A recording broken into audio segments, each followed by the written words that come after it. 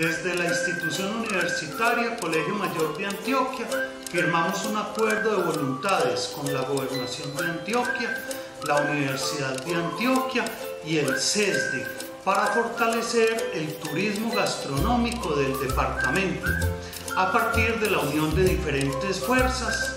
de estas entidades. Estamos muy contentos de saber que la reactivación económica del departamento contará con el apoyo de una de las 3 CIEs del municipio de Medellín, todo gracias a nuestra trayectoria y experiencia en las áreas de la gastronomía y el turismo y 2 de nuestros programas acreditados en esas áreas, como son el Programa Profesional de Administración de Empresas Turísticas y la Tecnología en Gestión de Servicios Gastronómicos. Esto servirá para la recuperación económica del sector turístico y gastronómico del departamento, uno de los más afectados por la pandemia.